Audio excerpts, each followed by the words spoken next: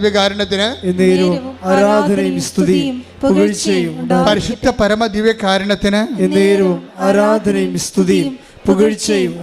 ഇപ്പോൾ നമ്മൾ സംസാരിക്കുന്ന വിഷയം എന്ന് പറയുന്നത് ഉടമ്പടിയിലൂടെ നമ്മളൊരു ബയലാറ്ററൽ എഗ്രിമെൻ്റ് ചെയ്യണം എന്ന് വെച്ചാൽ നമ്മൾ ദൈവമായിട്ട് അറ്റാച്ച് ചെയ്യണം. ജീവിതം അറ്റാച്ച് ചെയ്യണമെന്ന് വെച്ച് കഴിഞ്ഞാൽ അടുപ്പിക്കുക ദൈവമായിട്ട്. ദൈവത്തിന് ഫസ്റ്റ് റെഫറൻസ് കൊടുക്കുകയാണ്.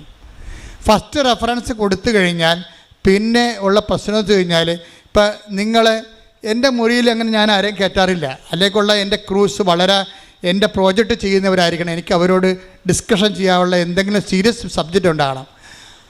അല്ലാത്തൊരു തരം ചില സമയത്ത് വല്ലവരുടെ കൂടെ ആരെങ്കിലുമൊക്കെ കയറി വരും.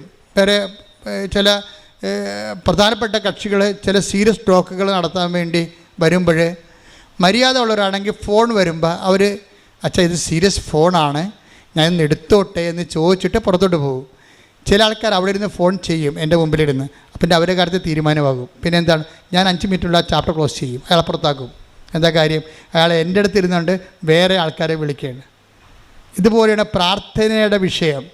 പ്രാർത്ഥനയിൽ നിങ്ങൾ നിൽക്കുമ്പോൾ അതിനകത്ത് നിന്നുകൊണ്ട് പ്രാർത്ഥനയേക്കാൾ ദൈവത്തേക്കാൾ പ്രാധാന്യമുള്ള വേറെ വിഷയങ്ങൾ നിങ്ങൾ ഒന്നാം സ്ഥാനം കൊടുത്തു കഴിഞ്ഞാൽ ഉടമ്പടി നിങ്ങളുടെ ഉടായ്പാവും. അത് ഭയങ്കര സീരിയസ് വിഷയമാണ്. ഭയങ്കര, അതായത് ഇത് ഞാനായിട്ട് ഉണ്ടാക്കിയതൊന്നുമല്ല കേട്ടാ. ഈ പ്രശ്നം നമുക്കുള്ളത് കാരണമാണ് കൽപ്പന എഴുതിയപ്പോഴും പറഞ്ഞു, നിൻ്റെ കർത്താവ് ദൈവം ഞാനാകുന്നു, ഞാൻ അല്ലാതെ. അതാണ് ഈ വേറൊരു ദൈവം ഇടയ്ക്ക് കയറി വരും. അത് ലവ് അഫെയറിലും ഉണ്ടാവും. വേറെ ദൈവമായിട്ട് നിങ്ങളുടെ പ്രണയ സഖാവ് കയറി വരും. അതാണ് വിഷയം.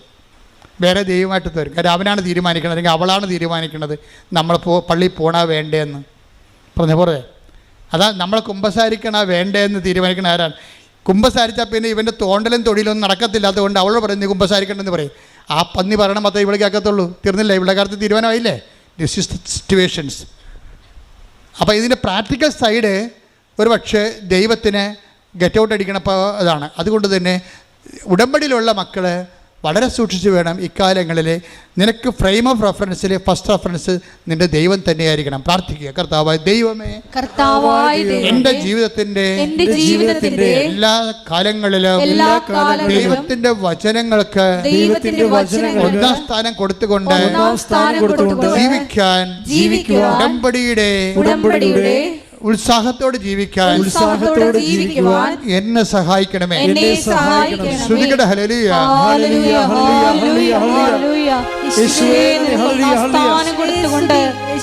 ഏത് കാലാവസ്ഥകൾ മുന്നേറുവാൻ ആരാധനയിലൂടെ ഞങ്ങളെ അഭിഷേകം ചെയ്യണമേ.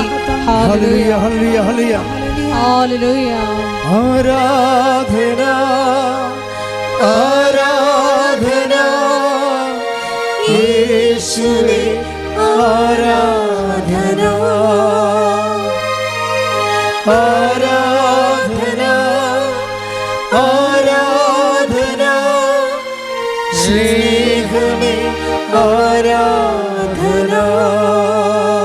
പരിശുദ്ധ പരമ ദിവ്യകാരുണ്യത്തിന് ആരാധനയും സ്തുതിയും പുകഴ്ചയും ഉണ്ടായിരിക്കട്ടെ. ഇത്രയും നേരം കർത്താവ് നിങ്ങളോട് എന്നോട് സംസാരിച്ചത്, ഏതെങ്കിലും വിഷയത്തിൽ ടൈം ലാഗ് ചെയ്യുന്നുണ്ടെങ്കിൽ അത് കിട്ടണത് വരെ അത് ദൈവഹിതമായിട്ട് തന്നെ നീ കണക്കാക്കണം. You got the point. മനസ്സിലായില്ലേ? ഏതെങ്കിലും കാര്യത്തിൽ നിങ്ങൾക്കറിയാം ഇത് കൃപാസനമാണ്. ഈ ഭൂമിക്ക് മുകളിൽ ഒരു ദിവസം മുഴുവനും നിന്ന് സാക്ഷ്യം പറയുന്ന ലോകത്തിലെ ഏക ഇടമാണിത്. നിൻ്റെ ജീവിതത്തിൻ്റെ പ്രശ്നം ഇവിടെ വന്നാൽ തീരാവുന്നേ ഉള്ളൂ. അതുകൊണ്ടാണ് ദൈവം നിന്നെ ഇവിടെ കൊണ്ടുവന്നത്. നിൻ്റെ കഴിവുകേടിനേക്കാൾ ഉപരി അമ്മയുടെ കഴിവിലും അമ്മയുടെ പ്രത്യക്ഷീകരണ സന്ദേശത്തിൻ്റെ ദൈവഹിതത്തിലുമാണ് ഇത് വർക്ക് ചെയ്യുന്നുണ്ടെങ്കിൽ പ്രത്യക്ഷീകരണത്തിന് സാക്ഷിയാകാൻ ആര് തീരുമാനിച്ചാലും അവൻ്റെ കാര്യത്തിൽ ദൈവം തീരുമാനമെടുക്കും. എന്താ കാര്യം? അത് നമ്മുടെ കഴിവിലല്ല, ദൈവത്തിൻ്റെ കൃപ കൊണ്ട്. കൈയടിക്കട്ടെ, ശ്രുതിക്കട്ടെ.